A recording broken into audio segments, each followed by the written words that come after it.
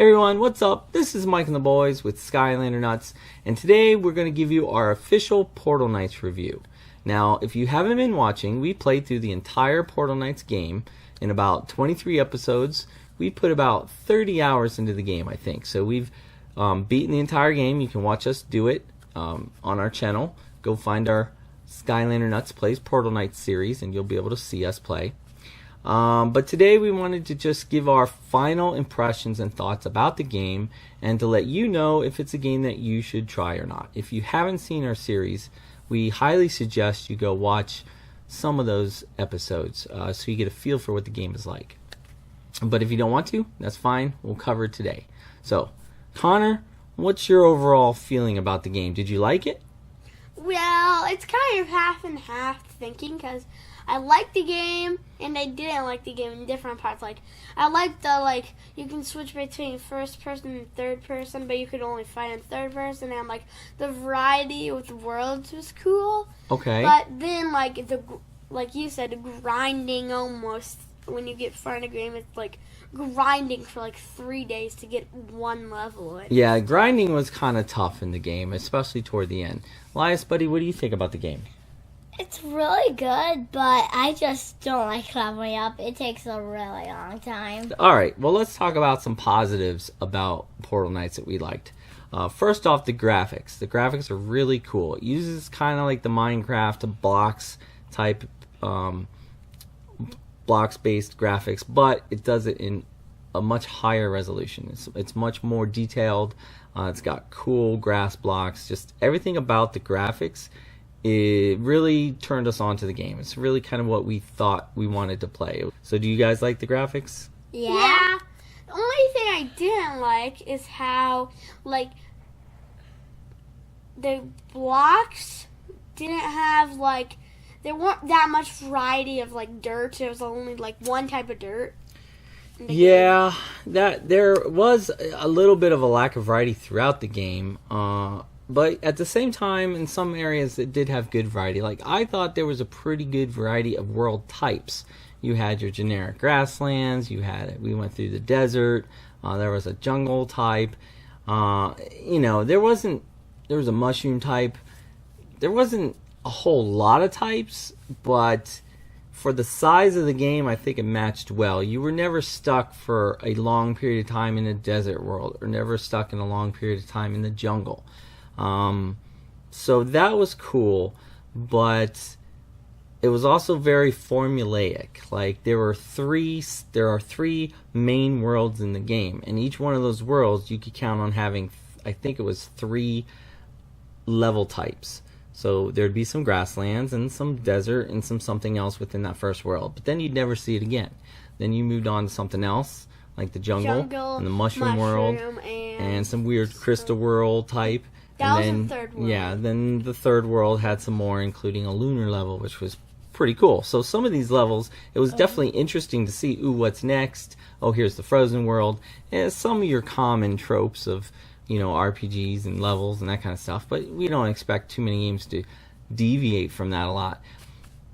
Another good thing about the game was the controls. We really liked how easy and responsive the controls were. The guys moved well, they dodged well, they hit when you hit. Now there are 3 character classes in the game, but these are pretty generic as well, but they did a good job of differentiating them from each other. There was the warrior, which Elias was. There was the ranged person, which Connor was, the archer, and then there was also a mage, and I have some experience playing the mage off camera in my own personal game.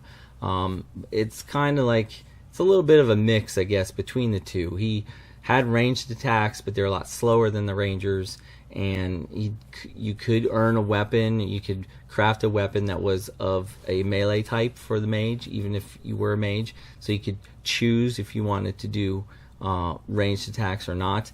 Even in Elias's warrior class, he at one point made some throwing axes. So he could have his main axe or his hammer, his main weapon of choice, but then also have some of these throwing items if you wanted to hit things from far away. So that was pretty cool. That was one of the positives of the game. Another cool thing about what you could make it came with your armor. you had like 3 different choices of armor you could make. But again, it goes back to being a very formulaic recipe.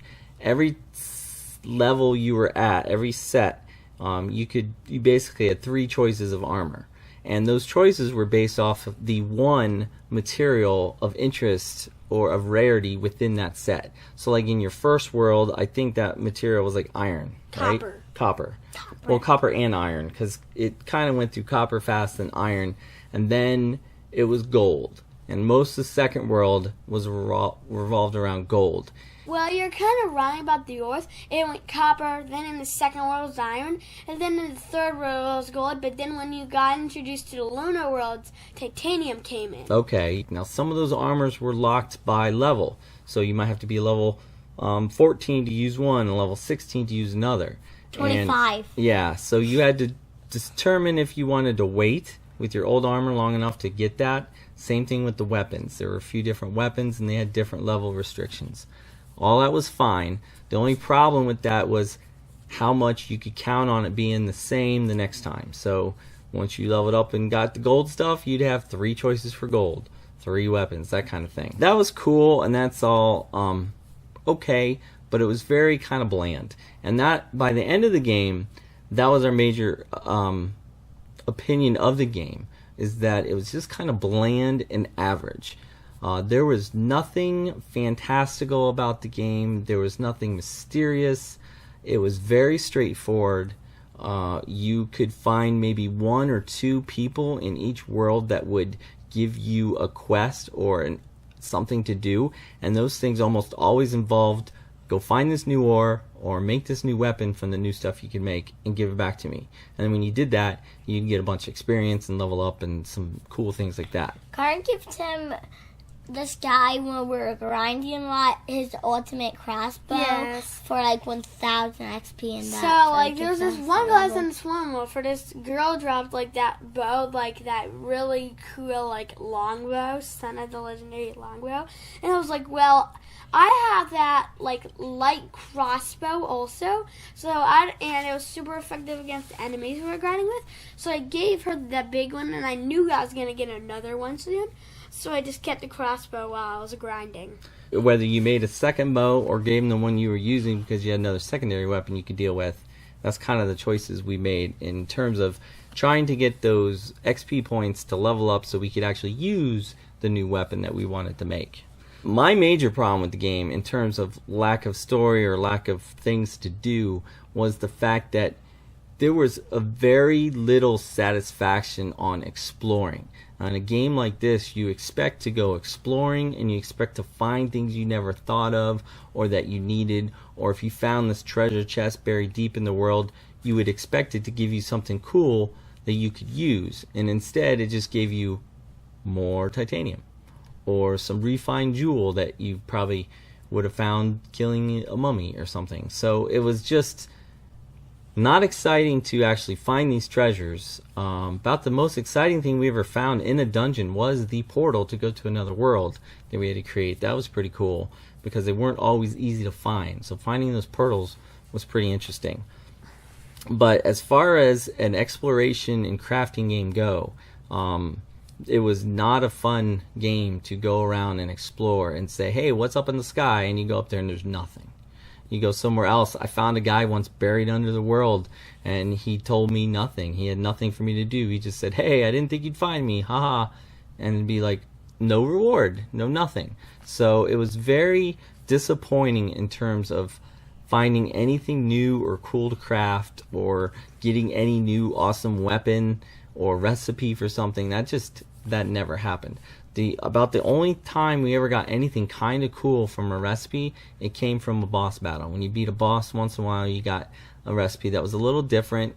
There are some recipes hidden in the world for different sets of armor that you couldn't otherwise get or make, but those sets of armor were almost always worse than the ones we had on, so there was no point in that. And, Connor, what do you think about the gold in the game?